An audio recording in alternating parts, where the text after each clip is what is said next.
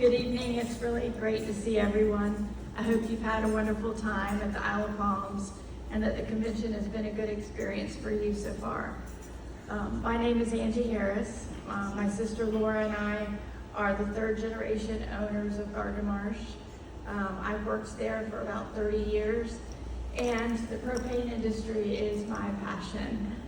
About 3 years ago, I served as the last chair of the North Carolina Propane Gas Association. I held that position for about 3 or 4 months until the Southeast Propane Alliance became official. If you know me, you know that for me to get up here is in front of a large group of people, is one of my least favorite things to do. So when faced with needing to do it again, I called up John and explained that I have my last speech on video, and I requested that we could just play a rerun of it up on the screen, because whatever I came up with tonight I don't think was going to be as good. And he denied that request. He said it's part of the job, suck it up, but make it short. So thank you, John.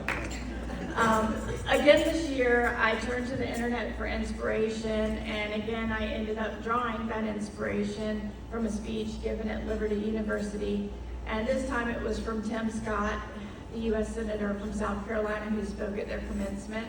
My son Parker graduated from Liberty in May. Senator Scott spoke on the 3 necessary pieces to the puzzle of life. His first point was that failure isn't fatal if you don't quit. 3 years ago, when the North Carolina, South Carolina, and Georgia propane associations were dissolving and SEPA was forming, no one knew quite how it was going to go. We knew that there were changes and challenges happening in each state, and we didn't want to do nothing or simply apply band-aids to the situations that we were experiencing. We wanted to be innovative, forward-thinking, efficient, and optimistic. There were many times throughout that process that it would have been easier to quit or give up on one or more of the important SEPA goals.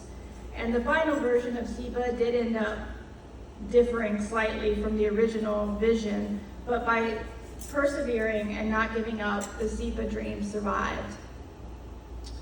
Tim's second puzzle piece was to stand out in life, you must serve and help others. The members of the 3 associations could have let the fear of the unknown and fear of change cause them to fight against the merger or become uninvolved. Instead, members have really stepped up. Involvement is crucial to the survival of SEPA, and hundreds of people have taken time to support the Alliance by volunteering and attending events. The propane community in our 3 states has changed in what I see as a beneficial way. Each state has their own advisory committee where they get together to discuss the challenges that are unique to their territory and to socialize in a smaller setting. But the camaraderie, new friendships, and relationships that have formed along with the increased participation that has been a result of the merger is exactly what those who dreamt of SEPA had envisioned. Tim Scott's final piece of wisdom was, if you want to walk on the water, you have to get out of the boat and take some risks. Someone somewhere might need your big dream, your test of faith, to aid or inspire them. SEPA was a big dream. Some people called it a risk. But what it was a lot of hard work and a lot of planning. Much time was spent by a lot of people who cared about the future of propane in North Carolina, South Carolina, and Virginia, brainstorming on how best to serve the members, the companies, employees, and families who had worked together over the many years to build the individual associations. And thankfully, we have a president, John Jessup, who has been an excellent captain, skillfully steering SEPA and keeping us all inspired and believing in the mission. His first mate, who keeps John moving things efficiently along, John Pena, has been a true asset to the association as well. They've worked hard at building an excellent crew at SEPA and SEPA Tech, and all of them are dedicated to serving the members well. There have been a lot of moving pieces over the last few years, that have had to be molded into the SEPA puzzle. Some inspirations and ideas worked and others didn't.